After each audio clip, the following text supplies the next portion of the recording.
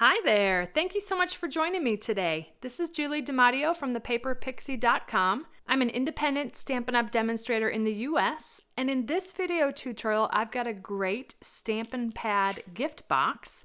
It's perfectly sized to fit one of our Stampin' Up! Ink pads, and I just thought this would be a really sweet gift to give to a new crafter or a team member, just something fun using the Follow Your Art product suite, and all of these products are actually on the last chance list while supplies last through June 2nd of 2020. Some of these are at a discount, but I just love this, especially for crafters. So let me show you how easy this is to make. I'm going to start with a piece of Coastal Cabana cardstock that measures 6.5 inches by 9 3/8 inches. On the 6.5 inch side, we're going to score this at 1/2 inch and 1 1/8 inches, and we're going to do that from both sides. I'm just going to spin it 180 here and do again 1/2 inch and 1 1/8. Then on the 9 3/8 inch side, we're going to score this at 2 1/4 and 2 7/8, again from both sides. 2 1/4, 2 7/8. Really easy to do the score lines. Next, I'm going to fold and burnish on all the score lines. Got a template here for reference. I've done a box similar to this, but it was sized to fit either a pack of gum or a set of Merci chocolate, so it's been resized. I've got this in portrait mode right now, and the scoring measurements are the same top or bottom, so you can just pick whichever side to start with. And I'm actually going to focus on the top section here, because these are the easiest ones to cut away. I'm going to come in 2 score lines and cut up 2 score lines. So into and up 2. I also like to completely remove the score line for this project. And then I'm going to rotate it 1/4 of a turn and just remove these 4 sections in the corner. Like that. I'll do the same thing on the opposite corner here. Into and up 2. And then 1/4 of a turn and remove those 4 sections. And the top part of this is cut. Now for the bottom one, I'm going to do the same thing, come into and cut up 2. But what we're wanting to do is to leave behind this square here as a tab. So what I like to do is then turn it 1/4 of a turn. I'm going to come in 1 and then cut up 2. So I'm removing these 2 sort of bottom corner sections. And then I'm just going to cut up this score line here. Now we've loosened up this tab. Then I can come in and remove this piece.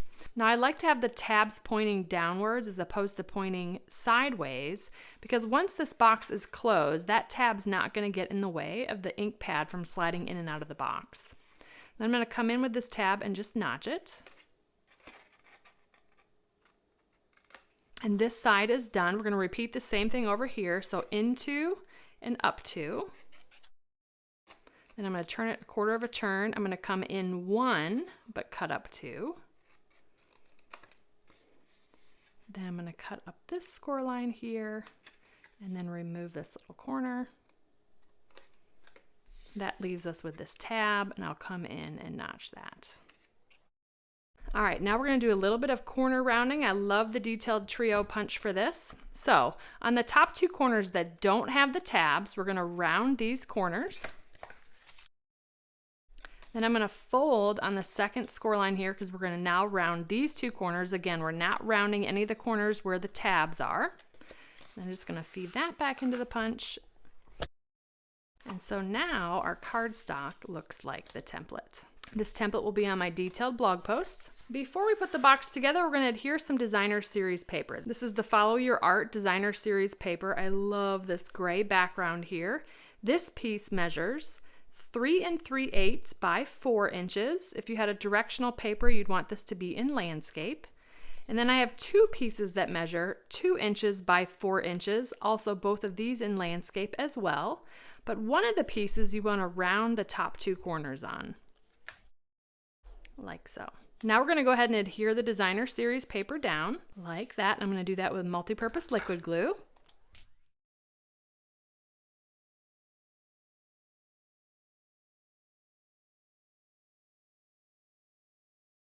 Just love the contrast of the basic gray with the Coastal Cabana. And now our box is ready to put together. And I like to use tear and tape for this. It makes it easier to put together.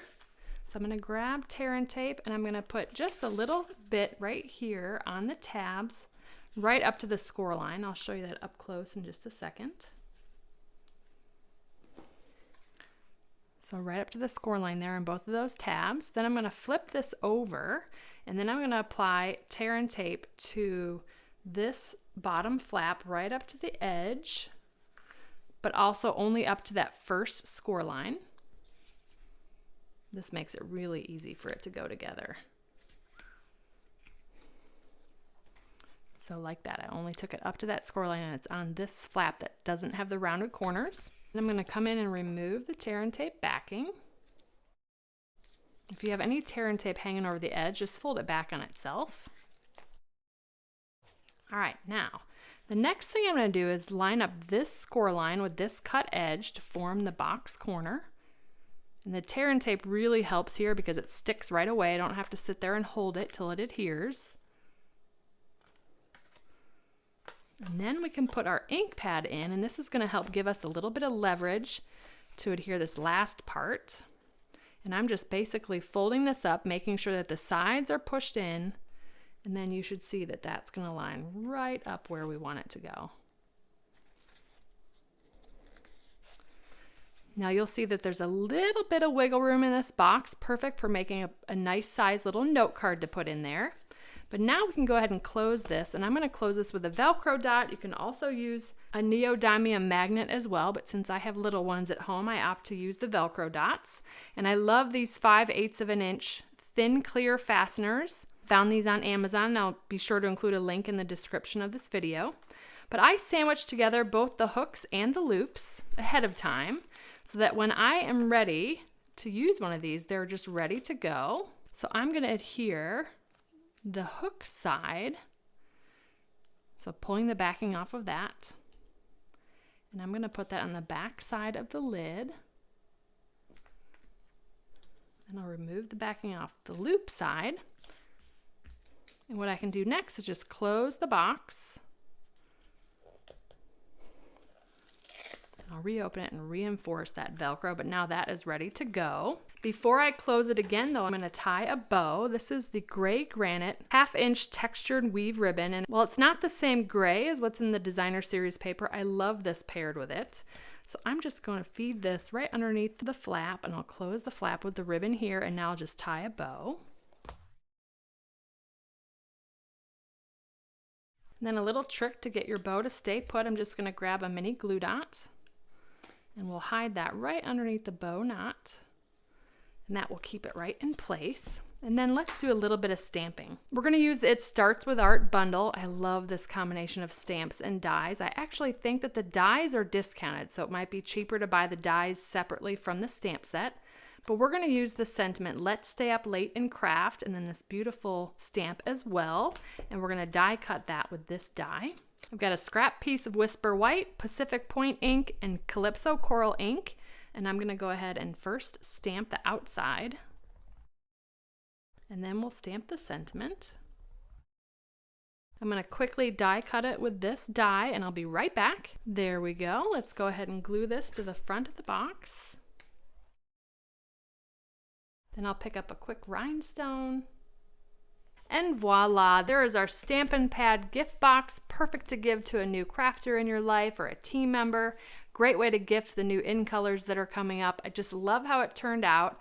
I know that you'll find so many different things to fit in here besides the ink pads. It's just a great little gift box. So thank you so much for joining me. If you enjoyed this video, please give me a thumbs up, subscribe to my channel, and hit that bell icon so you don't miss my next video. If you're interested in purchasing any of the Stampin' Up! Products I used today, they'll be linked in the description. And I'll also include a link to my detailed blog post with all project measurements, details, and a picture of the template. I'd love to have you come visit me at thepaperpixie.com, where I post projects every weekday to inspire you. And if you don't want to miss a thing, you can subscribe to receive blog updates via email, and you'll get an email each time I publish a new post. You can shop with me anytime at thepaperpixie.com/shop. And if you're interested in a discount on your Stampin' Up! Purchases, the starter kit is the ultimate bundle and it's a great way to get your wish list for less. I'd love to have you join my team of Paper Pixies, and you can purchase the starter kit at thepaperpixie.com/join. If you don't already have a demonstrator and you'd like a complimentary copy of one of our catalogs, you can order catalogs through me at thepaperpixie.com/catalogs. And if you give this project a try, I'd love to see what you made, so feel free to share it on social media with the hashtag #PaperPixie, and I'll be sure to check it out. Thanks again for watching. I hope you have a wonderful and blessed day. Take care. Bye.